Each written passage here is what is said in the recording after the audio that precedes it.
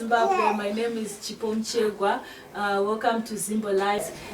Nhasi tiri kuChitungwiza Unit P. Tina Right, Kanjoka. Memory Chiwiti. She's Kanjoka. Okay, so Tete, tanga chikumbira kuti mutiudze kuti chii chakaitika pana mai vaMunashe naMukudzei. Mai vaMunashe naMukudzei vakatakura nhumbu yavo zvakanaka, vanomeresa kuzendesa kuhospital. Saka vaienda every time mavisits avo. Ndofunga pavanga vaJu ndo pavakasangana nevamwe nesi vakavati mudumbu menyu mune mapatsi akawanda, saka enda munotorwa scan. Ndobva vaenda munotorwa scan. It was Tuesday. Ivo vakazoenda munotorwa scan Saturday because vaizodzokera kureview Tuesday futi. It was a Tuesday thing. Saka Saturday vatorwa scan patakabva taziva kuti vane ma-twins. Scan yavo yakadzoka yakanyora kuti 38 weeks nemadays. Zvinoita kunga vatoJu. Saka Tuesday yacho havanazokwanisa kudzokera kuhospital, vakabva vatanga kuchaya. Sunday ndo yavakabva vabatsirwa, vakabva vasvara ma-twins. Vasina kuzodzokera umwe vaudza kuti vane ma-twins. Saka kuzvara vakazvara zvakanaka. Si vanogara nechekusasuri, kubva ndauya navo panapa. Ndatanga tichibatsirana vana. Vatatogara navo 3 days panapa. Saka my husband ndo akabva atanga kurwara, kana vanzi apa maybe ndogona ndine COVID. Saka inotaura kudzosera ikupi kumba kwenyu, vana vanozobata flu. Saka brother yangu ndiye baba vama-twins vakaitodriver vachienda navo kuhospital for 2 days. 3rd day ndazvanzi mai ma-twins vati chest yangu iri kundirwadza. Avo vakati ndatiende navo kuhospital, maybe vanogona vabata COVID or something. Ndobva taenda kwadoctor. Wasvika vangonzi madrip nemainjection. Saka pakubuda madoctor ndikatoona munhu anenge awesi. Tabvunza doctor kuti wai zvanzi drug racho ndo zvarinoita, riri strong, munhu anotomborara nekurutsa. Ndo zvavakaita. Saka that time patakasvitsa kumba ndakaona kuti ndivasiye vane ma-twins hazvichaita. Ndakabva ndati achindipai vana ndiende navo kumba ndonorara navo. Baba vacho akati ndatotenga nhasi nani, ndatoona chimai vacho rinetsikana kuyamwisa. Ndatenga lactogen, vandati chitondipai mabebs, vandauya navo kuno. Saka second day kwaiva kuri rain, handakudzokera kunovaona. Husband yangu ndiyo yakaenda navo chivana kudzokera kureview. 3rd day ravazoshaya, handina futi kuvaona because ndandine tumababies turi very small, twaita kunge maprim, twaiti kana twakarohwa nemhepo toita purple. Saka ndanditori always attentive of them. Ndaitoti kana ndakatwisa ndobatidza hita ndofugidza nefleece. Saka kuti ndiendeko hatina mbofunga kuti zvingauraya munhu. Saka then pavakafa, pabva panzi post mortem, toda kuziva kuti chii, nokuti matest eCovid akabuda achinzi haisi COVID. Ndopakazonzizve nevakika mwoyo, vane wedhi ravakataura. Vakika mwoyo wavo wakatozvinga vanhu vakatorakidzwa the picture yakatorwa yacho nadoctor. Ma-twins haanambonyanyonetsa zvavo. Haanyanyonetsa zvavo but zvakangooma. Ndingodawo munhu achiyamwa mukaka.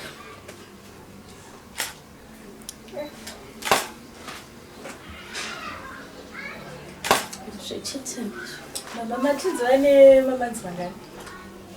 Ma-twins vane 4 months, vakasiwa ne8 days namai vangu. Tete, tanga tichikumbirawo mutiudze chii chimwe ma-challenges amuri kusangana nawo pama-twins pakuvachengeta kwamuri kuita? Tinaidi ma-challenges akawanda. Ungotose mwana anochemawo, anorwarawo, zvinongowanika kuvana vese. Ndo ma-challenges hapana akambonyanya nazvo. Okay, so Tete, tinoziva kuti vamwe vana vanoramba mukaka wemboto. Ma-twins vedu havana mbobvira varamba here? Makatanga sei kuvapa mukaka wemboto? Havana mbobvira vamboramba mukaka. Like pandikatongovatora kuna mai vavo usiku, ndikatosvika ndikavapa mukaka, ndaingogadzikawo ndakabika mubhotoro, ndongo make sure kuti uri kudziya. Ndobva ndavapa, hatuna mboramba. Ende tunotudiki nyangwe izvozvo ukamubata pamakumba kana achida mukaka anototsvagawo pabreast kuita as if breast yangu rutonhuwa mukaka but inenge isingatonhuwi iva ndatoziva kuti arida mukaka. Dzimwe nguva anenge achichema ukatomupa anobva atonhuwa mukaka. Naho zvinonetsa mafirst days vakatanga kunwa mukaka challenge atikangosangana nayo aita kunge vane constipation. Saka tikaenda kunovabaisa majekiseni avo evana aya takavhunza nesi kwatikanga taenda kuprivate ndikando zvinoita vana akati yaini mukaka ndinatsokudzidzisei nekuti vamwe vana vanochaya vamwe vana vaenda constipation saka nanditori nazvo ipapo vandidzidzisa how to cook mukaka wavo. Saka vana vedu vari kungomwa mukaka chete kana pane mamwe masupplements amukuvapa zvakaita sana porridge chichi? Izvozvo vana vane 1 week ndichivapa porridge cerelac. Twasvitsa ndofunga kusvitsa 7 days mangwana. Saka tisati taona challenge kana constipation kana kuchaya pane zvazvo. Because tichiri liquid kuti zvakaitira kuenderanawo nemvura tikutyati pamwe tikazora kakora pamwe vanozoita problem nemudumbu. Okay, Mr. Kanjoka, pane zvamungatiudzewo here about matwins enyu kubva ichiri nhumbu kusvika vazozvarwa? Joy yamam nayo zvakazoitika zvese titsanangurirewo. Okay, sezvataurwa natete kubva pakatorwa scan tichizoudzwa kunzi matwins takafara like yakatofara zvisingaite. Then kwakutoenda it was towards birth yake yevana. Then kwakutozvarwa vana vatori fit everything wakagara natete wacho. Kwakutozosimba kwakutoenda kumba guvha rakatodona vana vatori fit and everything. So chakatikazoona before atanga kusuwa masymptoms ekurwara ndechekuti anga asina mukaka. So that's when patakatisera no let's buy bhodhoro nelactogen takatenga tifanira kupa vana mukaka. And then on the 4th day ndopakatanga kuita masainzi ekurwara. Aita akatsamira madziro kana kurara nemusana. Aitanga kukosora kutanga kusvipa makararwa ndefuro. Then on the 5th day ndopazvakatowedzera kutanga kusvipa ropa. So anga asingakwanise kurara kana kutsamira. Zviroti within those days that idzodzi dzakarwara she spent 10 years akagara aiswera akagara chara akagara kuenda kuchipatara. Patikaenda doctor akangosvikawo and then the symptoms akaona the first thing that came to mind yake wakafungidzira kuti ni COVID. Kwakutanga kutopa munhu drip. That day yacho akatopewa drip was the first day akatotanga kutodona. Zviti kutozobuda muchipatara takazobuda tatomutakura ngasisa tigonofamba from there after. Kwakudzoka kumba kumupa matablets and all that. Hapana chakatozombochindja, it became worse kana kutaura angasisagone. And then on the 7th day ndipo akazotanga kuti yaisi COVID. Dzokere kumaternity. Munhu akatsikwa nemwana mmoyo. Then we went back papasisinawo vadzimotsoka mama saying then by the time we got home munhu anondota 30 minutes. Yes, arrived. Then that was it. Matwins ndo vana vechingani? Pane vasikana 2 vekutanga kozotera matwins aya. Hapana kumboitika macomplications? No, hapana kumboitika macomplications. Okay, so tete tinoziva isusu kuti matwins kazhinji kacho vanoitirana zvinhu. Saka ava havachemerani here? Munoita sei pakuvapa kana mukaka? Vese vanobva vada mukaka, munoita sei? Ichokwadi vanochemerana dzimwe nguva vachemerana. Kana ukatogezesa mumwe akarara mumwe anotomuka chete kuti ndoda kutogezawo. Saka ndine mwana wangu andogara naye pano anondibatsira basa andakatsvaga kuitira izvozvo nekuti ndakatoona tichallenge nyange usiku pakurara. Semazuva ano tinotorara tese nemwana iye tichibatsirana kutarisa vana. Vanavo vanonwa mukaka.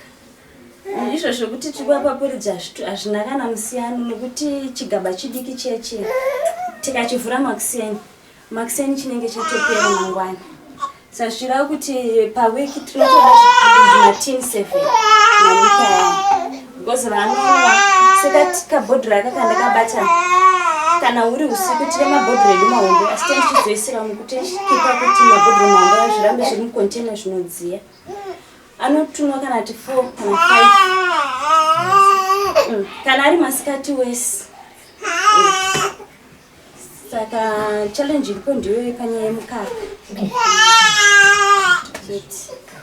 komapamba nemapampawo hama dzinouya sekwana amai vacho anasisi vacho vanotumirawo kana baba vacho vamwewo hama dzinotumirawo pano neapo pavanenge vadi vazvowanda kana kwatinonamata kumasove shamwari dzangu dzine dzaiziva kuti chinamata namai vanotengawo hembe vamwe vanotoya nekantikatovarayiro vanotoya kana nezvinhu ndikona vendenyu vakafanana zvisingaiti saka munonyatsoziva kuti uyu ndiye mukudzei uyu ndiye munashe munosvamisa sei ini ndanyatsovaziva tete wacho ndonanyatsovaziva oiva munyatsovaziva ndinoziva kuti mudiki wacho munashe ane bit of a small body but vanombochinjana manje ndo kanonyatsonwa kadiki kacho kanonyatsonwa mukaka saka most of the time kanogona kutomuka kana kuti weekly kariko kahombe so during that time ena handizive manje kuti which one is which but tete wacho can tell kuti aya uyu ndeuyu ndeuyu and in the first days taitombope nzwara nemeti mark tizive kuti uyu ndeupi ndeupi yeah. Okay, so baba munoshanda munoenda kubasa? No, handishandi. Saka muri kuzvifambisa sei nevana?